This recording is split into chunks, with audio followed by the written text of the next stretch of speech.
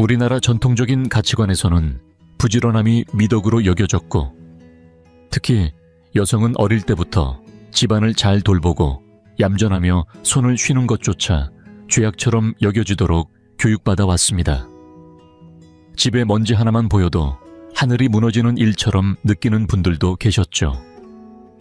그런데 제가 수십 년간 환자들을 진료하면서 수천 명의 중증 환자와 암 환자들을 만나본 결과 정말 충격적이고 마음 아픈 하나의 공통점을 발견했습니다. 바로 심각한 병에 걸리는 여성들의 상당수가 가정에서 가장 성실하고 가장 깔끔하며 가장 책임감 강하고 남들 목까지 떠안아 일하던 분들이라는 사실입니다. 반면에 조금 게으르고 집안이 엉망이어도 대수롭지 않게 넘기며 때론 무심해 보이던 여성들은 오히려 건강하게 오래 사시는 경우가 많았습니다. 여러분은 혹시 이렇게 생각하실 수도 있겠죠. 이게 무슨 말도 안 되는 소리야. 부지런하면 덜 아프고 오래 살아야 하는 거 아니야. 그렇지만 이건 우리가 어릴 적부터 굳게 믿어왔던 상식 자체를 뒤집는 이야기입니다. 그렇지 않습니까? 여러분, 우리 한의학에서는 음양을 이야기하고 기혈을 이야기하며 자연의 이치를 따릅니다. 사람의 몸은 마치 하나의 배터리와 같아서 기혈의 양은 정해져 있습니다. 부모에게 물려받은 선천적인 에너지에 매일 식사를 통해 흡수하는 후천적인 영양이 더해져 당신의 몸을 움직이게 하는 것입니다. 아침에 눈을 뜨는 그 순간부터 양기가 생기고 몸을 움직이며 집안일을 시작하는 것 자체가 곧 기운을 소모하는 일입니다. 그런데 이 에너지의 소비가 회복 능력을 넘어서게 되면 그것이 바로 한의학에서 말하는 기노성피이며 암호라 부릅니다. 이 상태가 더 무서운 이유는 불처럼 확 타오르며 바로 드러나는 병이 아니라 본인도 모르게 서서히 진행된다는 데 있습니다. 매번 허리를 굽히고 매번 속상해하며 매번 찬물에 손을 담그는 그 순간마다 당신의 신장의 전기와 간의 피, 심장의 정신이 조금씩 말라가고 있는 것입니다. 그리고 그 모든 걸 자각했을 때는 이미 큰 병이 자리 잡았거나 손 쓸 수 없는 단계에 들어선 경우가 많습니다. 특히 여성은 남성과는 전혀 다른 신체 구조를 지녔습니다.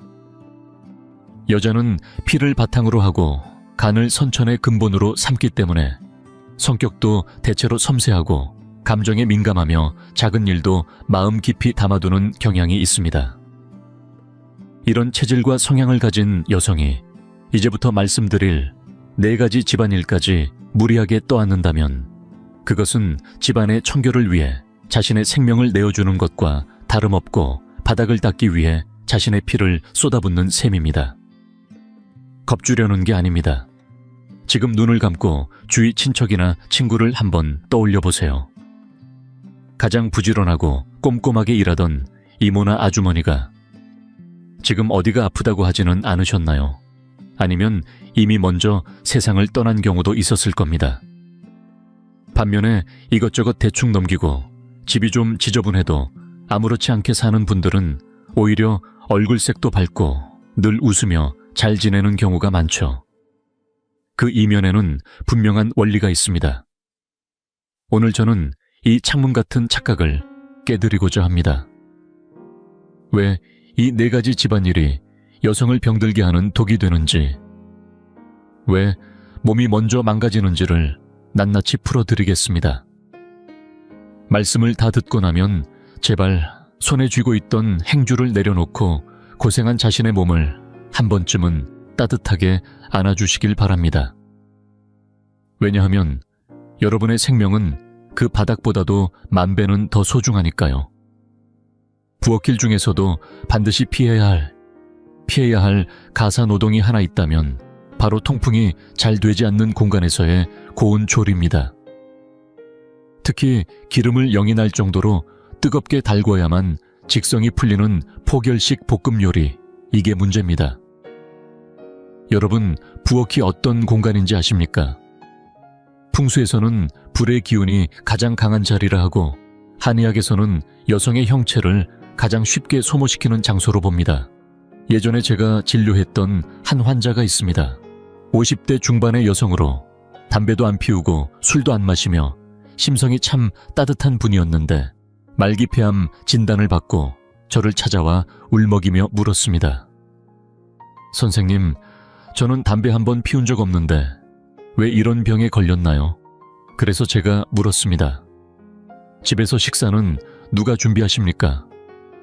그분은 평생 가족의 식사를 도맡아 해왔다고 했고, 특히 남편과 아이들이 맛있게 먹는 모습을 보는 게 가장 큰 기쁨이라며 꼭 센 불에 기름을 펄펄 끓여야 요리가 된다고 말씀하셨습니다. 그런데 문제는 고성능 환풍기를 켜는 걸 아까워했고, 기존 환풍기가 고장이 나서 거의 작동하지 않음에도 바꾸지 않으셨다는 겁니다. 우리는 반드시 알아야 합니다. 폐는 호흡을 주관하고 우리 몸의 오장육부 중에서도 가장 여리고 예민한 장기입니다. 마치 온몸을 덮는 우산처럼 우리 생명을 보호하지만 가장 두려워하는 것이 바로 뜨거운 열기와 탁한 공기입니다. 뜨거운 기름을 팬에 붓는 순간 들려오는 치익 소리. 그때 발생하는 기름 연기는 그 자체로 독입니다. 불의 도끼, 마른 열기. 그리고 그 안에는 발암 물질이 포함되어 있어 간접 흡연보다 더 해롭습니다. 아무리 환풍기를 켜도 다 빠져나가지 않는데 그 나머지는 누가 들이마실까요? 바로 요리하는 당신의 폐입니다. 불이 금을 제어하듯 폐는 이 열기에 점점 녹아내리는 겁니다. 하루 3끼 매번 1시간씩 부엌에서 머문다면 하루 3시간씩 독성 미세 입자를 흡입하는 셈입니다. 게다가 많은 여성들이 아름다움을 위해 화장대에 수십만 원짜리 고급 화장품을 놓고 망설임 없이 쓰면서도 정작 가장 피부를 상하게 하는 이 기름 연기 앞에서는 무방비입니다. 기억하셔야 합니다. 한의학에서는 폐가 피부와 모발을 주관한다고 합니다. 폐기가 건강해야 피부에 윤기가 흐르고 외부 자극에도 견딜 수 있는 힘이 생깁니다. 그런데 기름 연기의 열독에 폐가 상하면 아무리 비싼 화장품을 발라도 흡수가 되지 않습니다. 마치 거북한 땅에 물만 붓는 격이지요. 제가 진료했던 환자도 얼굴이 누렇게 떠 있었고 양볼엔 거뭇한 기미가 자리를 잡고 있었습니다. 제가 그분께 단호히 말했습니다. 이 얼굴은 부엌에서 만들어졌습니다. 몇만 원짜리 화장품으로 몇 바이두의 열기를 막을 수는 없습니다. 그리고 요리는 단지 폐를 상하게 하는 것에 그치지 않고 심장에도 영향을 미칩니다. 여름철 부엌에서 음식을 준비해 본 적 있으신가요? 숨이 턱 막힐 정도로 더운 공간에서 땀이 줄줄 흐르고 막상 식사 준비를 다 하고 나면 정작 본인은 식욕이 사라져 물만 찾게 됩니다. 왜일까요? 땀은 바로 심장의 진액이기 때문입니다. 부엌에서 흘리는 땀은 물이 아니라 심장의 피마음의 기운입니다. 장기간 이렇게 지속되면 심폐가 함께 허약해지고 결국 얼굴이 누렇게 떠버리고 기미나 잡티가 더 짙어지게 됩니다. 이것이 흔히 말하는 누런 얼굴의 정체입니다. 기혈이 말라버렸다는 명백한 신호인 것이죠. 그러니 부디 명심하세요. 온 가족을 위해 밥상을 차리는 일이 큰 공로처럼 느껴질지 모르지만 그것은 폐기와 심혈을 소모시키는 일입니다. 부득이하게 본인이 요리를 맡아야 한다면 가장 성능 좋은 환풍기를 설치하고 가능하다면 가족과 역할을 나누는 것이 좋습니다. 혼자 모든 걸 떠맡지 마세요. 예뻐지고 싶은 여성들이 가장 먼저 해야 할 일은 기름 연기와 고온 조리에서 멀어지는 것입니다. 그것은 게으름이 아니라 피부를 위한 선택이자 폐를 지키는 일이며 궁극적으로는 생명을 보존하는 지혜입니다. 두 번째로 주의해야 할 가사노동은 바로 찬물로 설거지하거나 세탁하는 습관입니다. 특히 겨울철에는 반드시 피해야 하며 사실은 여름철에도 가능하면 따뜻한 물을 사용하는 것이 좋습니다. 왜냐고요? 한기가 만병의 근원이기 때문입니다. 저는 진료실에서 여성의 맥을 짚어보면 손발이 늘 차가운 분들이 있습니다. 이런 경우 대부분이 일상적으로 찬물에 손을 담그는 습관을 가진 분들입니다. 여성의 자궁은 한의학에서 포궁이라 불리며 가장 한기를 두려워하는 장기입니다. 손이 오랫동안 찬물에 잠기면 그 한기가 경락을 타고 몸 깊숙이 바로 자궁까지 침투하게 됩니다. 자연의 이치를 생각해 보세요. 겨울에 강이나 호수의 물이 얼면 물고기조차 바닥 깊숙이 가라앉아 움직이지 않습니다. 만물은 모두 숨고 응축되는 계절입니다. 우리 몸속 혈액 또한 마찬가지입니다. 액체이기에 한기에 닿으면 응고되고 흐름이 막히게 됩니다. 이것이 바로 어혈입니다.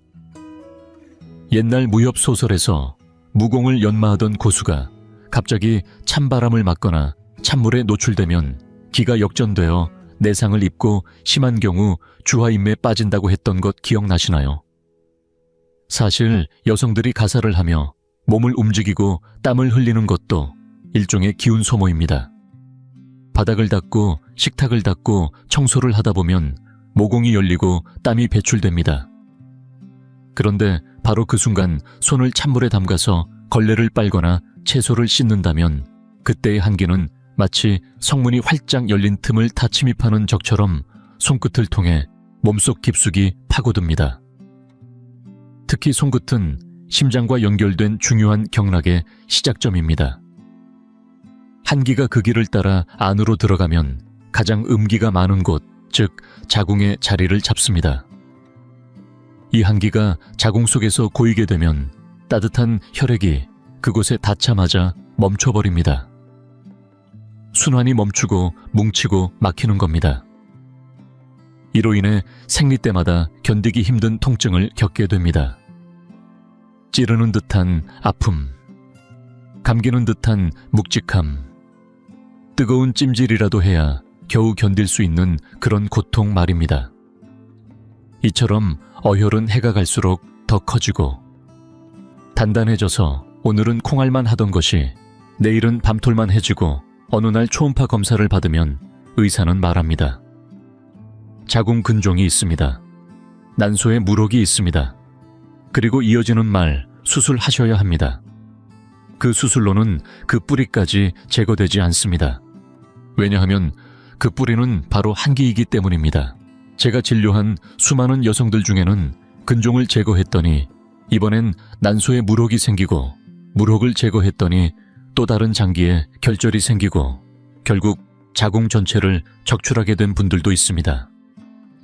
수술대 위에서 꽃처럼 시들어가는 여성들의 얼굴을 저는 수도 없이 보았습니다. 그 비극의 씨앗이 무엇이었을까요? 아마도 20년 전 한겨울의 어느 날 뜨거운 물은 아까우니까 찬물로 빨자는 그 한 번의 선택이었을지도 모릅니다. 실제 사례 하나를 소개하겠습니다. 전라북도 시골에서 올라온 60대 아주머니의 이야기입니다. 손가락 관절이 모두 뒤틀려 마치 고목나무 뿌리처럼 굽어 있었고 몸을 제대로 펼 수도 없었습니다. 류마티스 관절염이었습니다. 그녀는 말했습니다. 젊었을 때 산후조리를 제대로 못했어요. 시어머니가 도와주지 않아서 찬물로 아기 기저귀를 직접 빨았어요. 물이 살을 찌를 듯 차가웠지만 당시엔 젊고 괜찮을 줄 알았죠. 산후조리 이후 손이 저리기 시작했고 50세 무렵부터는 손가락이 휘기 시작했습니다. 지금은 밤마다 통증으로 잠을 설칩니다. 마치 뼈 안에 벌레가 기어다니는 것 같다고 표현하셨습니다. 한기가 뼈에까지 스며들어 양기를 모두 꺼뜨려버린 결과입니다. 여성은 본래 남성보다 양기가 약합니다. 그런데 매일같이 찬물로 그 양기를 끄고 있다면 그것은 장수를 해치는 길입니다. 따라서 집에 식기세척기가 있다면 망설이지 말고 사용하세요. 세탁기도 적극 활용하시고요. 손으로 직접 설거지나 빨래를 해야 한다면 반드시 고무장갑을 착용하고 반드시 미지근한 물 이상을 사용해야 합니다. 이것은 사치나 예민함이 아니라 생명을 지키는 방법입니다. 기운은 쉽게 회복되지 않습니다. 여러분의 몸을 위해 꼭 기억해 주세요. 이것은 단순한 가사노동이 아니라 생명 에너지를 지키는 선택입니다. 세 번째로 가장 은밀하면서도 깊게 상처를 남기는 가사노동은 바로 과도한 정리정돈과 무릎 꿇고 바닥을 닦는 일입니다. 요즘 인터넷에서는 미니멀리즘이다, 극한 수납법이다 하는 영상들이 넘쳐나고 많은 여성들이 그 영상을 보고 마치 자극을 받은 듯 매일같이 바닥을 박박 문지르고 타일 틈새까지 이쑤시개로 긁어내며 정리함 속 물건은 각 맞춰서 접고 선반 위 병들은 백화점 진열대처럼 줄 세워놓습니다. 하지만 저는 단호히 말하고 싶습니다. 이것은 노동 중독입니다. 한의학에서는 오래 서면 뼈를 상하고 오래 굽히면 근육을 다친다고 합니다. 무릎 꿇고 앉아서 청소하면 그 자세 하나로 무릎에 체중의 몇 배가 눌리고 허리를 굽힌 채 오래 있으면 척추와 요추에 무리가 쌓입니다. 우리 몸에는 족태양 방광경이라 불리는 큰 경락이 있습니다. 이 경락은 몸 뒤쪽을 따라 흐르며 독소 배출의 가장 큰 통로입니다. 그런데 매일 허리를 굽혀 바닥을 닦고 쪼그리고 앉아 물건을 정리하면 이 경락이 뻣뻣하게 경직되며 기혈이 흐르지 못하게 막힙니다. 오랫동안 쪼그려 앉았다가 일어나려 할 때 눈앞이 깜깜해지는 것도 바로 뇌로 가는 혈류가 일시적으로 막혔기 때문입니다. 그러나 이보다 더 큰 문제는 바로 정신적인 해악입니다. 극단적인 정리벽과 청결강박은 신경을 긴장시키고 심신을 조이게 만듭니다. 작은 먼지 한 톨에도 눈이 돌아가고 물건이 제자리에 없으면 가슴이 답답하고 화가 치밀어 오릅니다. 이렇게 되면 간의 기운이 막히고 그 막힌 기운은 결국 몸 곳곳에 병으로 나타납니다. 유방혹, 갑상선, 결절, 장기 기능 이상 등이 그런 예입니다.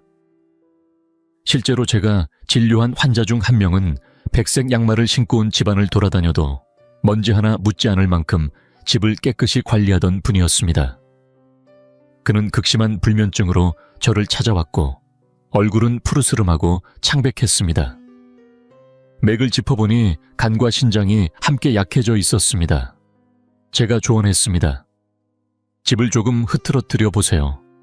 물건을 정리하지 말고 양말도 아무데나 벗어보세요. 하지만 그는 듣지 않았습니다. 집이 어지러워지면 숨이 막힌다고 했습니다. 이것이 바로 병입니다. 이런 청소는 단순한 노동이 아니라 정신을 갈아 넣는 행위입니다. 사람은 한 줄기의 기운으로 살아갑니다. 그 기운을 먼지 하나와 싸우는데 다 써버리면 몸을 돌보거나 회복할 힘이 사라지는 겁니다. 한의학에서는 신장이 뼈를 주관한다고 합니다. 신장의 정기, 곧 부모에게 물려받은 생명력은 일정한 양이 정해져 있고 소모되면 다시 채우기 어렵습니다. 무릎을 꿇고 바닥을 닦고 무거운 짐을 나르고 허리를 길게 굽힌 채 가사노동을 반복하면 결국 허리를 다치고 신장의 정기를 깎아 먹게 됩니다. 실제로 부지런한 주부들이 40, 50대에 접어들며 체형이 무너지기 시작합니다. 등을 구부리고 엉덩이가 아래로 처지고 걸음걸이는 점점 질질 끌게 됩니다. 눈빛도 흐려지고 기운도 사라집니다. 왜일까요? 신장의 정기가 고갈되고 뼈를 지탱할 힘이 약해졌기 때문입니다. 골다공증은 물론 허리 디스크까지 빠르게 진행됩니다. 제가 만난 어떤 환자는 하루에 3번 바닥을 닦던 분이었습니다. 45세였는데 요추가 탈골되어 수술을 받고 나사못을 박아야 했습니다. 침대에 누워 움직이지 못한 채 울면서 말했습니다. 선생님, 천장에 붙은 먼지가 보이는데 제가 못 닦으니 답답해서 미칠 것 같아요.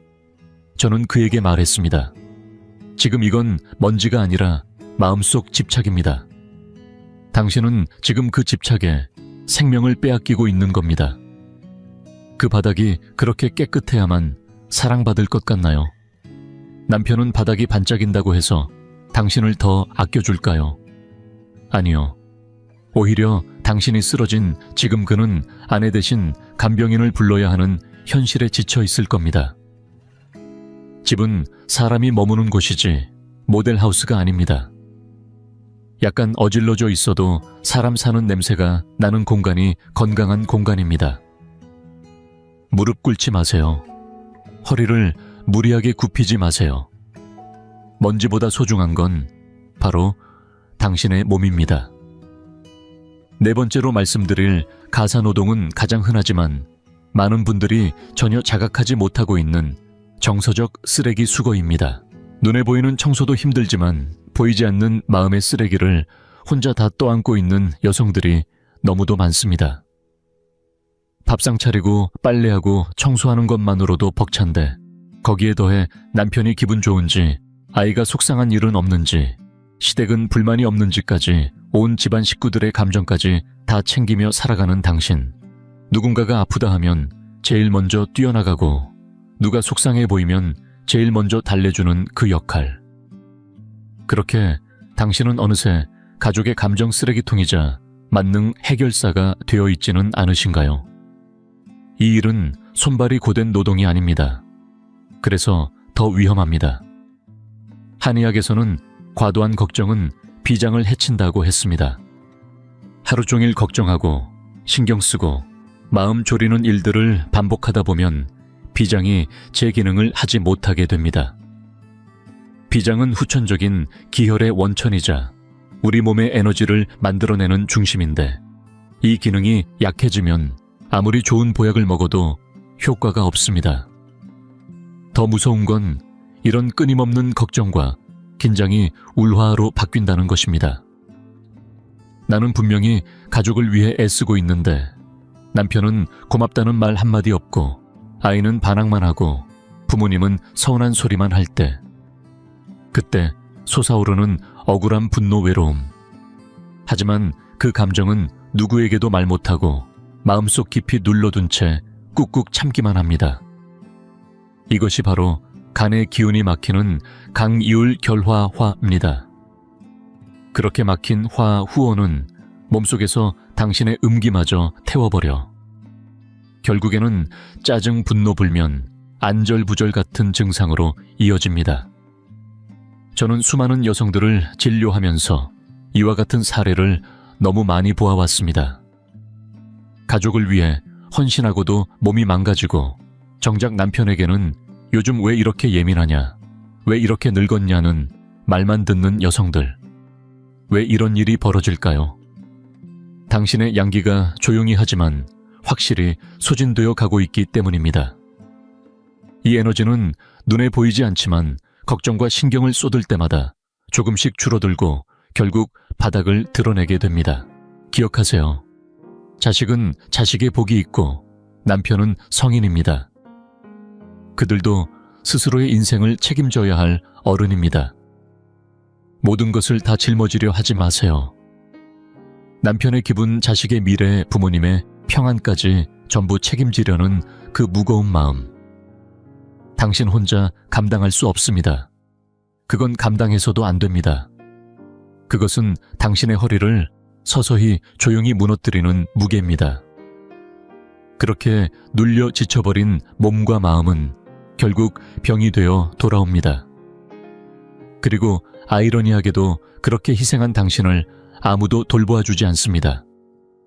그러니 지금부터는 이 말을 꼭 기억하세요. 나는 가족의 쓰레기통이 아니다. 내 기분, 내 감정, 내 건강도 중요합니다. 삶은 완벽하게 정리된 희생이 아니라 서로의 여유 속에서 피어나는 이해와 존중에서 시작됩니다. 당신이 건강해야 가족도 건강합니다. 당신이 웃어야 집안에 햇살이 듭니다. 그러니 이제는 그 짐을 잠시 내려놓고 당신 자신의 마음부터 어루만져 주세요. 그것이야말로 진짜 가족을 위한 첫걸음입니다. 성격이 유독 강하고 뭐든 완벽하게 해내야만 직성이 풀리는 분들이 있습니다. 그런 분들은 가사 노동을 할 때 단지 손만 움직이는 것이 아니라 마음까지 함께 소모하고 있습니다. 예를 들어 테이블을 닦는 순간 머릿속엔 온갖 생각이 휘몰아칩니다. 왜 이렇게 기름때가 안 지워져? 아니, 누가 또 여기를 이렇게 더럽혔지? 내가 안 하면 도대체 누가 해? 이런 분노와 억울함 조급함을 품은 상태로 집안일을 하면 그것은 더 이상 단순한 노동이 아닙니다. 그것은 독이 깃든 노동, 바로 독성 가사 노동입니다. 그때 흐르는 기혈은 정상이 아닙니다. 간의 기운은 뒤엉켜 있고 에너지는 거꾸로 흐르며 그 상태로 움직이는 것은 오히려 유산소 운동보다도 수십 배의 해가 됩니다. 한의학에서는 7가지 감정이 각각 장기를 해친다고 말합니다. 분노는 간을 기쁨은, 심장을 생각은, 비장을 슬픔은, 폐를 두려움은, 신장을 상하게 합니다. 우리는 가사 노동을 하며 이 모든 감정을 복합적으로 경험합니다. 특히 억울함과 분노는 가슴속에 쌓이고 그 감정 독소는 몸의 기혈을 따라 돌면서 어딘가에 머물게 됩니다. 그게 유방에 머물면 유선 질환으로 자궁에 쌓이면 근종으로 갑상선에 고이면 결절로 이어집니다. 이는 단절된 현상이 아니라 하나로 이어진 반응입니다. 제가 진료했던 한 여성 교사는 누구보다 책임감 있고 일도 잘하며 집안 살림도 완벽하게 해내는 사람이었습니다. 하지만 결국 유방암 진단을 받았습니다. 치료 중 절반의 시간은 그의 몸이 아닌 마음을 치유하는 데 들였습니다. 저는 말했습니다. 선생님, 나 내려놓는 법을 배우지 않으면 아무리 좋은 약을 드려도 소용없습니다. 당신의 마음이 계속 독을 만들고 있기 때문입니다. 제가 이렇게 말한다고 해서 모든 여성들이 게으르게 살아야 한다는 뜻은 아닙니다. 오히려 반대입니다.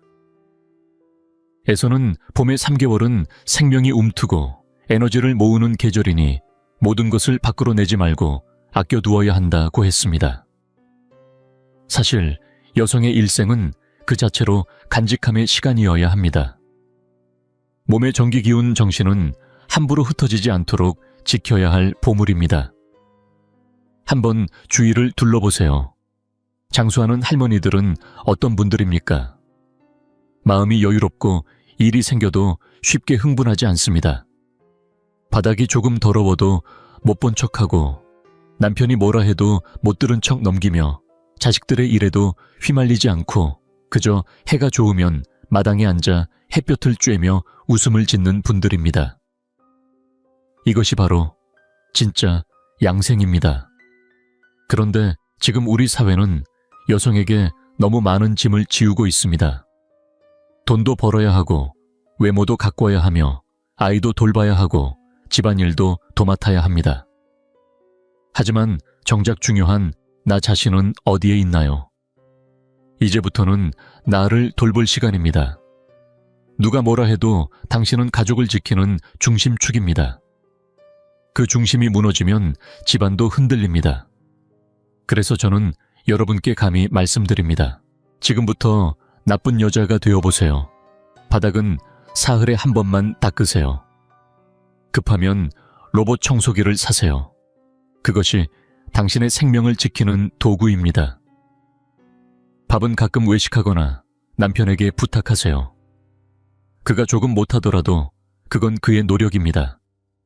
그가 주방에 들어섰다는 것 자체가 당신을 위한 사랑입니다. 그럴 땐 잔소리하지 말고 칭찬하세요. 양말이 쌓일 때까지 기다리세요. 물도 뜨겁게 데워서 쓰세요. 아이와 남편의 감정도 그들이 직접 감당하도록 하세요.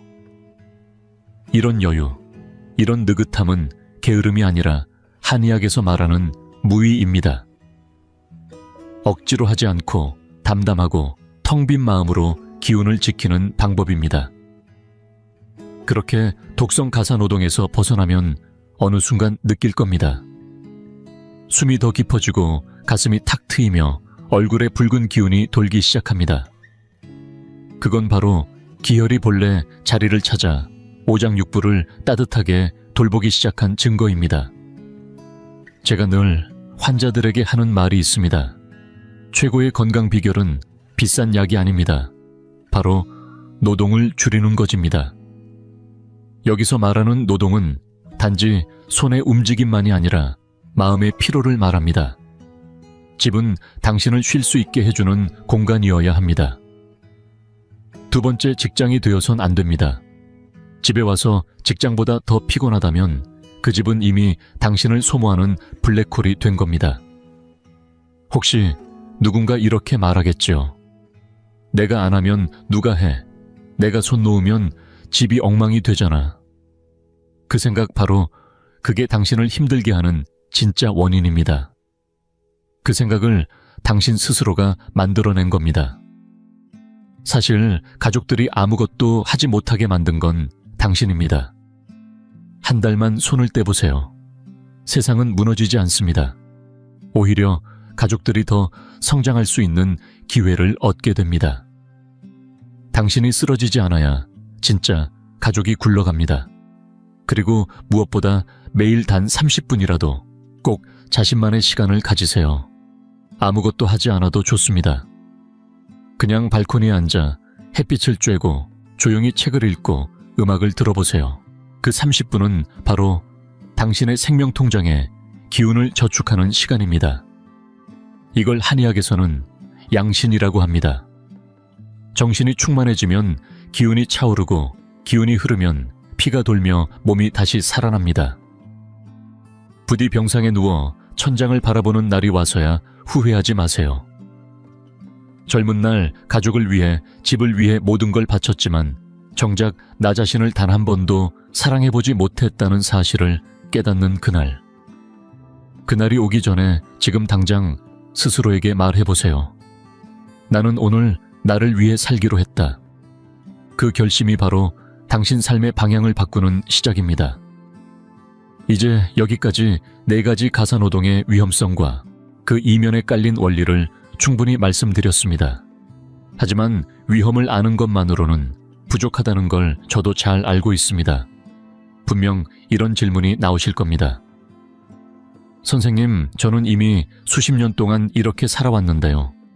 몸이 이렇게 망가졌는데도 다시 회복할 수 있을까요?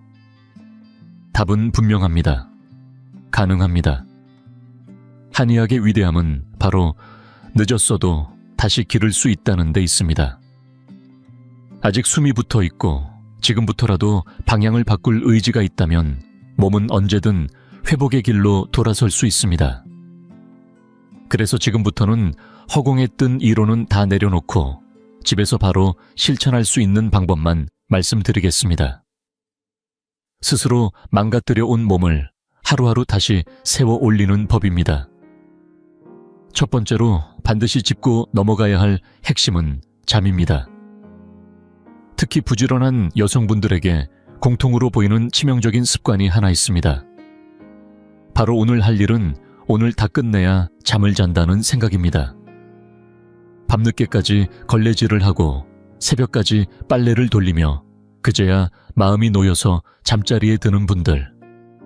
스스로는 책임감 있고 성실하다고 느끼지만 사실은 매일 자기 피를 갉아먹고 있는 셈입니다. 한의학에서는 사람이 잠자리에 들면 피가 간으로 돌아간다고 봅니다. 밤 11시부터 새벽 3시까지는 담과 간이 가장 깨끗해지고 정화되는 시간입니다. 이 시간만큼은 반드시 누워 있어야 합니다. 왜냐하면 이때 온몸의 혈액이 간으로 모여 해독되고 정리되고 다시 새 것처럼 재편성되기 때문입니다. 그런데 그 시간에 허리를 굽혀 바닥을 닦고 계단을 오르내리며 집안일을 하고 있다면 어떻게 될까요? 피가 돌아가지 못합니다. 피가 간으로 돌아오지 않으면 가는 일을 할 수 없고 해독되지 못한 피는 다음 날 그대로 온몸을 돕니다. 그 결과가 얼굴로 가면 기미와 잡티가 되고 가슴으로 가면 답답함이 되고 머리로 가면 어지럼증이 됩니다. 저는 서울에서 음식점을 운영하던 한 환자를 본 적이 있습니다. 수년간 얼굴 가득 기미가 퍼져 수천만 원을 들여 시술을 받아도 점점 더 피부가 얇아지고 색은 짙어졌습니다. 이유는 간단했습니다. 매일 새벽 2, 3시에야 잠자리에 들었기 때문입니다. 제가 한 말은 단 하나였습니다. 밤 10시 반에 불 끄고 침대에 누우세요. 아무것도 바르지 마세요. 처음엔 반신반의하던 그분이 결국 그대로 따랐고 석 달 뒤 다시 만났을 때 얼굴의 기미는 절반 이상 옅어졌고 피부의 투명함이 돌아왔습니다. 그분이 물었습니다. 대체 무슨 약을 쓰신 겁니까? 저는 웃으며 말했습니다. 약이 아니라 순리입니다. 그러니 여러분 집이 얼마나 어질러져 있든 빨래가 얼마나 쌓여 있든 상관없습니다. 시계가 10시 반을 가리키는 순간 멈추세요. 하늘이 무너질 것 같아도 괜찮습니다. 버틸 수 있는 사람은 버틸 것입니다. 당신의 임무는 오직 잠드는 것입니다. 이것이 바로 간혈을 기르는 방법이고 기혈을 회복하는 가장 기본 중에 기본입니다. 잠 하나만 제대로 바로잡아도 어떤 보약보다 강력한 효과가 나타납니다. 이 기초가 바로 서지 않으면 그 위에 아무리 많은 노력을 쌓아도 몸은 흔들릴 수밖에 없습니다. 두 번째로 알려드릴 회복법은 바로 아침에 마시는 따뜻한 생강대추차입니다. 앞에서 말씀드린 것처럼 많은 여성들이 찬물로 빨래하거나 채소를 씻는 과정에서 한기를 몸속 깊숙이 들여보내게 됩니다. 그렇다면 이 냉기를 어떻게 몰아낼 수 있을까요? 비싼 약을 먹어야 할까요? 아닙니다. 그럴 필요 전혀 없습니다. 여러분은 단지 가까운 시장에서 껍질이 두껍고 속살이 노란 묵은 생강을 사오면 됩니다. 연하고 하얀 어린 생강은 흩어지는 성질이라 안 되고 오래된 생강일수록 몸을 따뜻하게 하는 기운이 강합니다. 여기에 말린 대추도 함께 준비하세요. 꼭 씨를 제거한 것으로 골라야 합니다. 왜냐하면 대추의 씨는 열성이 강해 자칫하면 기운을 흩뜨릴 수 있기 때문입니다. 우리가 원하는 것은 피를 보충하고 비장을 튼튼하게 해주는 대추의 살입니다. 방법은 간단합니다. 아침마다 묵은 생강 3, 5쪽 씨를 뺀 말린 대추 5, 6개를 물에 넣고 은근하게 끓여 드세요. 반드시 아침에 마셔야 효과가 큽니다.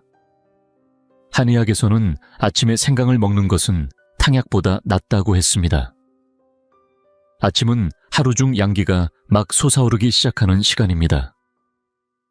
이때 뜨겁고 매운 생강의 기운이 온몸의 경락을 타고 흐르며 밤새 쌓인 한기를 몰아냅니다. 마신 직후 등에 열감이 돌고 손바닥에 땀이 맺히거나 몸이 살짝 떨릴 수도 있습니다. 그건 아주 좋은 현상입니다. 바로 정기가 한기와 싸우고 있는 증거이며 몸이 스스로 정화되고 있다는 신호입니다. 제가 진료한 어떤 환자는 10년 넘게 생리통으로 고생했습니다. 매달 병원에서 진통제를 맞지 않으면 버티지 못할 정도였죠. 그분에게 이 생강대추차를 매일 아침 한 잔씩 꾸준히 마시게 했습니다. 1년이 지난 지금 그분은 생리통이 사라졌고 손발도 따뜻해졌습니다.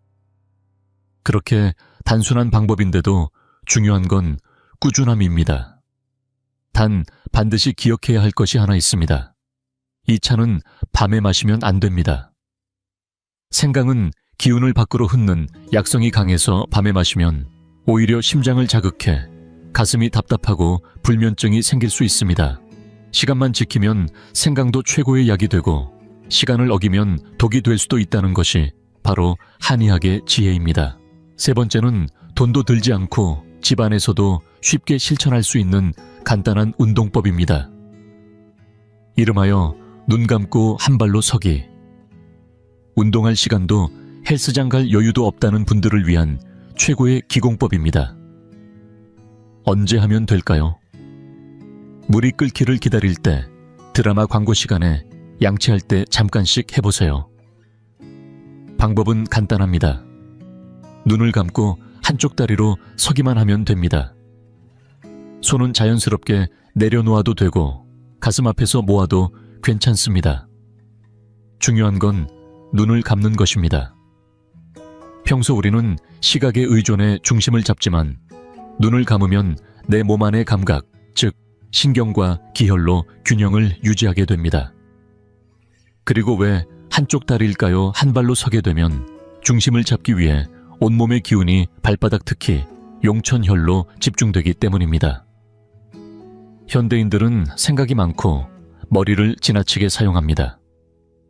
그래서 온몸의 기운이 위로 몰리게 되고 이로 인해 고혈압 불면 두통 같은 증상이 발생합니다.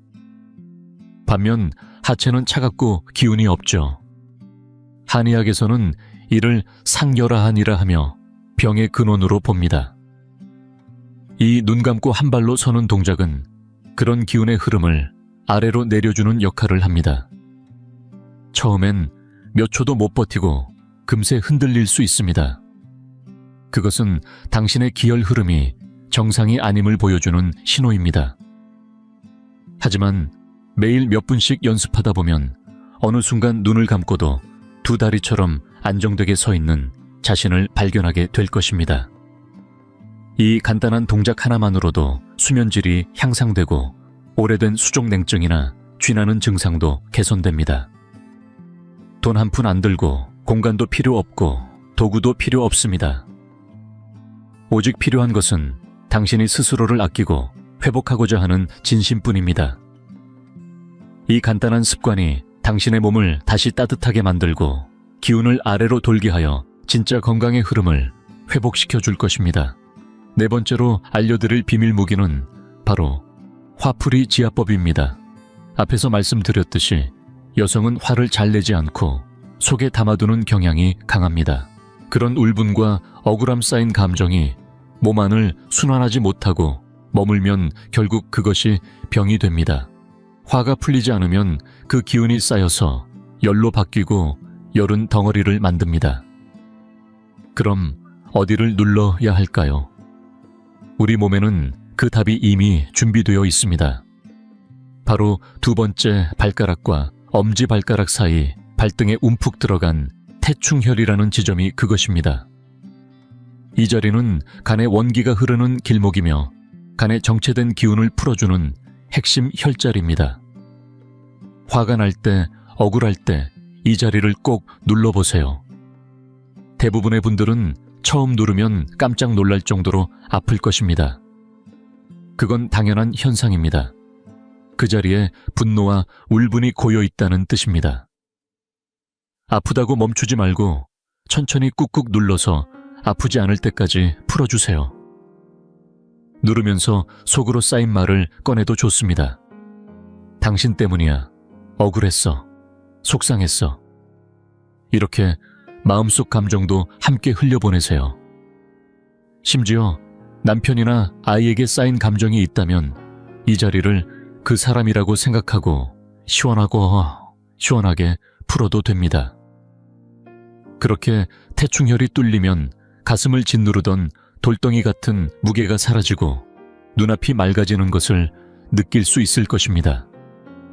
매일 저녁 발을 따뜻하게 담근 후 이 태충혈을 5분씩만 눌러주면 간이 씻기고 감정이 해독됩니다. 감정을 억누르지 마세요.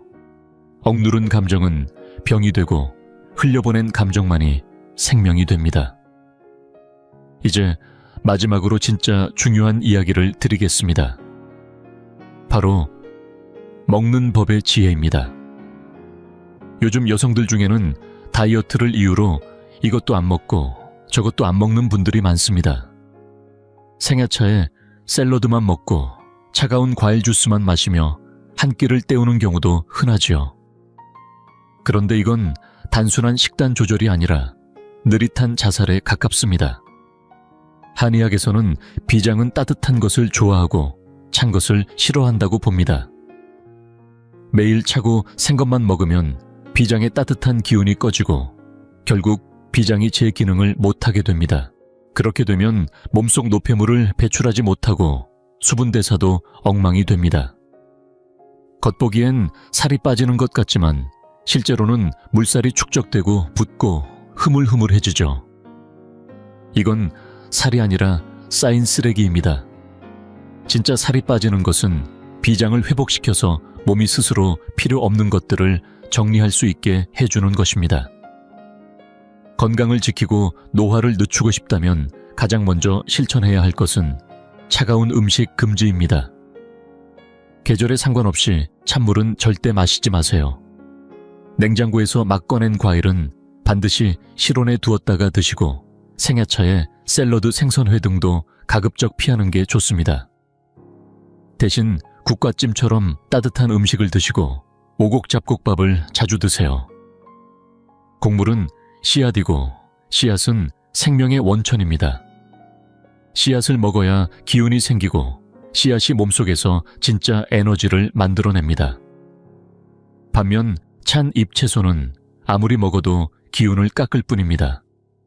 특히 생리 중에는 더욱 조심해야 합니다.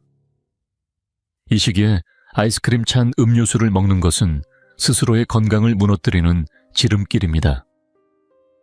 그 한기가 자궁 안에 못이 박히듯 자리 잡으면 나중에 아무리 보약을 먹어도 뽑아내기 어렵습니다. 또 하나 너무나 흔하지만 너무나 위험한 습관이 있습니다. 바로 남은 음식 먹기입니다. 많은 어머니들이 가족이 남긴 밥이나 반찬을 버리기, 아까워서 차가운 음식까지 다 모아 자기 접시에 담아 먹습니다.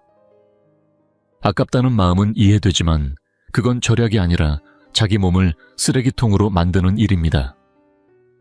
하룻밤이 지나 식은 음식은 이미 생기가 사라진 죽은 음식입니다. 한의학에서 말하는 기 있는 음식이란 간 만든 따뜻하고 활력 있는 음식입니다. 죽은 음식을 먹으면 위장은 그걸 해독하느라 배로 힘을 써야 하며 정작 영양은 얻지 못합니다.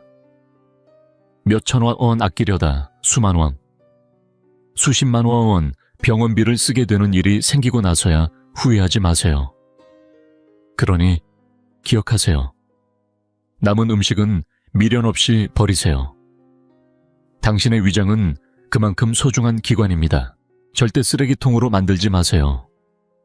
다음으로는 꼭 45세에서 55세 사이의 여성분들께 드리고 싶은 말씀이 있습니다. 이 시기는 단순한 생리적 전환이 아니라 여성의 인생에서 가장 큰 전환점입니다. 어느 날부터인가 이유 없이 짜증이 나고 갑자기 얼굴이 달아오르며 땀이 나고 가슴이 두근거리고 잠이 오지 않기 시작하죠. 서양 의학에서는 이럴 때 호르몬 감소라며 각종 보조제를 권하지만 한의학에서는 이 시기를 청계의 변화라고 봅니다. 이는 병이 아니라 인생의 자연스러운 순환입니다. 몸이 아이를 낳는 생식 중심의 모드에서 자신을 돌보고 보양하는 생존 중심의 모드로 전환하는 신호입니다. 이 변화에 두려워하지 마세요. 오히려 이는 제2의 인생을 준비할 수 있는 귀중한 기회입니다. 매달 흘러가던 피가 이제는 멈추고 그 혈을 온전히 간과 심장과 뇌를 위해 쓸 수 있게 됩니다. 이 시기야말로 내 몸을 다시 살리는 기회입니다. 그래서 더더욱 게을러져야 합니다. 집안일의 무거운 일은 더 이상 하지 마세요. 아이들 결혼 문제, 집 문제 간섭하지 마시고 남편의 잔소리는 과감히 한 귀로 듣고 한 귀로 흘리세요. 당신의 에너지를 이제는 자신을 위해 써야 합니다. 좋아하는 것을 배우고 아침 운동도 해보고 여행도 가보세요. 단 밤늦게까지 음악을 크게 틀고 광장 댄스를 추는 건 자제해야 합니다. 몸은 이제부터는 쉬어야 할 시간입니다. 만약 열감이 심하고 땀이 자주 난다면 그건 음기가 약해져 불이 치솟는 상태입니다. 이럴 땐 백합과 연자육을 넣은 차를 끓여 드시거나 지황과 백지환 같은 한방 약재를 드시면 좋습니다. 심리적으로 자주 불안하고 짜증이 난다면 간의 기운이 막힌 것입니다. 이럴 때는 소요산이라는 약재가 좋습니다. 여성에게는 아주 오래전부터 마음의 열쇠라고 불려온 처방이지요. 절대 억지로 버티지 마세요. 특히 아무 효과도 없는 보조식품 가짜 콜라겐, 양태반 이런 것에 현혹되지 마세요. 대부분은 영양 성분도 낮고 오히려 비위가 약한 여성에게는 더 큰 부담을 줍니다. 결국 제대로 흡수도 못하고 뱃살만 늘어납니다. 진짜 보약은 무엇일까요? 마음의 안정, 편안한 수면, 그리고 따뜻한 집밥입니다. 이 세 가지가 갖추어져야 진짜 기운이 돌아옵니다. 가공된 영양제가 아니라 삶의 리듬 자체를 바꾸는 것이 바로 이 시기를 가장 현명하게 이겨내는 길입니다. 이 변화는 끝이 아니라 새로운 시작입니다. 자기 자신을 위해 이제는 살 시간입니다. 다음으로 꼭 말씀드리고 싶은 건 바로 손주 육아에 대한 이야기입니다. 지금 우리 사회에서는 할머니 외할머니가 손주를 돌보는 주력 인력이 되어버렸습니다. 그러나 정작 그분들 자신의 건강은 어떻습니까? 관절이 약해지고 허리 디스크가 있는 분들도 많습니다. 그런 분들이 매일같이 아이를 안고 쫓아다니며 달래는 육아를 감당한다는 건 너무나도 큰 신체적, 정신적 소모입니다. 저도 수없이 많은 어르신 환자들을 보았습니다. 손주를 돌보다 허리 디스크가 터지고 심장에 무리가 오고 혈압이 치솟는 경우가 정말 많습니다. 아이는 무겁습니다. 달리기를 하면 쫓아가야 하고 울면 안아줘야 하고 뛰어다니면 따라가야 합니다. 6, 7살 넘은 분들이 매일 그렇게 움직이는 건 정말 위험한 일입니다. 만약 자녀들이 그런 사정을 모르고 손주를 전적으로 맡긴다면 분명히 선을 그어야 합니다. 도와주는 건 할 수 있지만 전부 떠맡는 건 안 됩니다. 자녀들에게 분명히 말해주세요. 엄마는 이제 나이도 있고 건강을 지켜야 해. 앞으로 손주가 자라는 모습을 오래오래 보고 싶다면 지금 나를 너무 무리하게 시키지 말아줘야 해. 이건 이기심이 아니라 지혜입니다. 건강한 할머니는 아이에게 책도 읽어주고 손을 잡고 천천히 산책도 함께 할 수 있습니다. 반대로 병상에 누워있는 할머니는 아이에게 부담이 되고 그 기억은 아이의 마음에 상처로 남습니다. 그러니 반드시 자신의 건강선은 스스로 지켜야 합니다. 또 많은 여성분들이 나도 쉬고 싶은데 자꾸 생각이 나서 잠이 안 와요 라고 하십니다. 맞습니다. 몸은 누웠는데 머리는 여전히 집안일 아이 걱정으로 돌아가고 있으니까요. 이럴 땐 제가 자주 추천하는 심신안정법이 있습니다. 밤에 누워서 생각이 멈추지 않을 때는 호흡에 집중하세요. 그리고 발 뒤꿈치에 의식을 모아보세요. 속으로 조용히 외우는 겁니다. 머리는 차갑게, 발은 따뜻하게.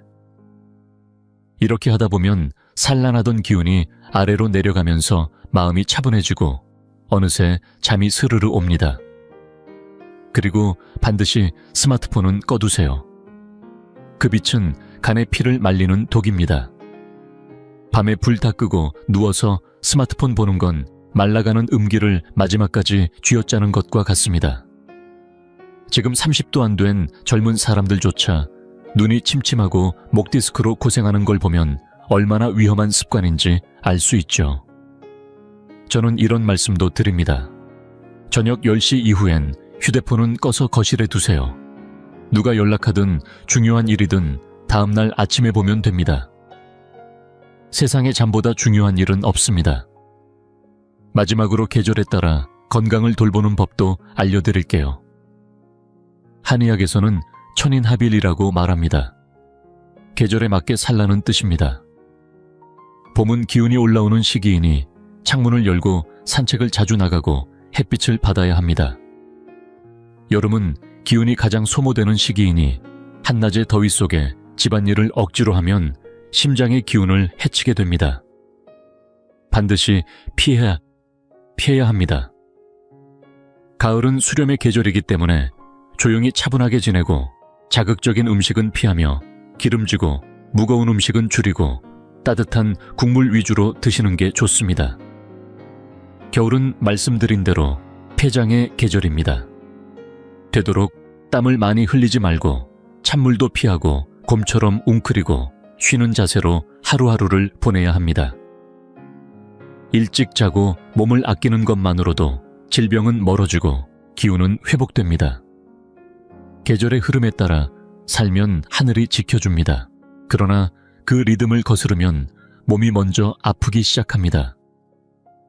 지금부터라도 하늘의 이치에 순응하며 나의 건강을 지키는 삶을 시작하시길 바랍니다. 오늘 이 자리에서 제가 참 많은 이야기를 드렸습니다. 고온의 기름 연기, 찬물 설거지, 과도한 청소 감정 노동 같은 보이지 않는 독성 가사 노동부터 시작해서 한의학의 시각에서 본 폐가 열에 약하고 자궁은 한기에 약하며 비장이 걱정에 약하다는 기본 원리까지 말씀드렸습니다. 그리고 다시 회복할 수 있는 방법으로 자시에 잠들기 아침 생강차 눈 감고 한 발로 서기, 태충혈, 지압 감정, 해독 생음식, 금지 남은 음식 버리기 등도 알려드렸습니다.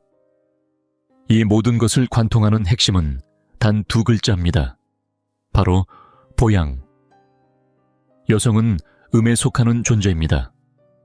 원래부터 몸이 차고 기운이 쉽게 허해집니다.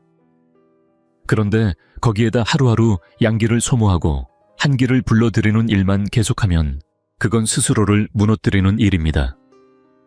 사람은 기운으로 삽니다. 그 기운 즉 양기가 사라지면 생명도 같이 사라집니다. 부지런함은 미덕이지만 생각 없는 부지런함은 오히려 어리석은 일입니다. 요즘 세상은 너무 빠르게 돌아갑니다. 여성들은 딸이면서 아내이고 엄마이며 직장인이고 며느리이기도 합니다.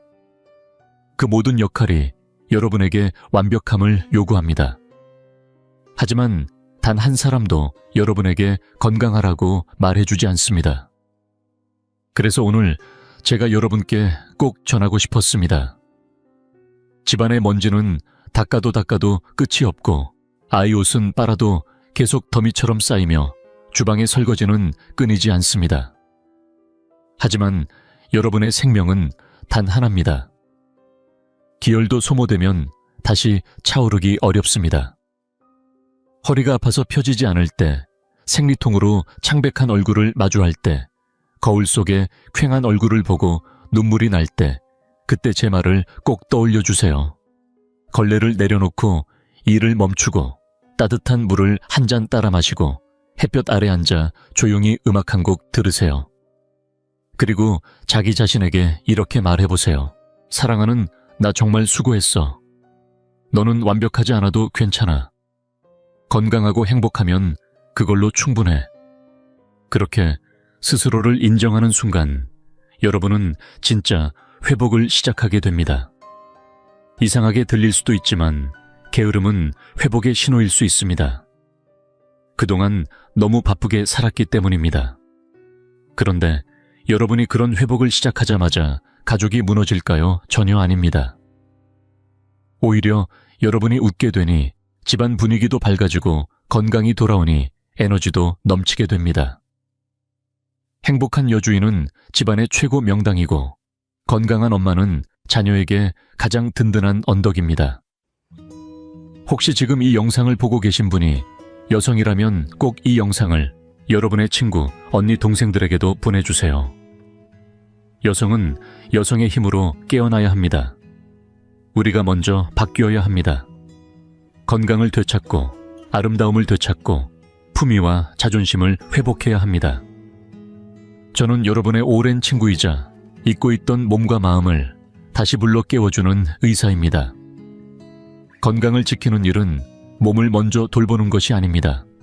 마음을 돌보는 것부터 시작입니다. 다음 영상에서도 꼭 다시 만나 뵙기를 바랍니다. 감사합니다.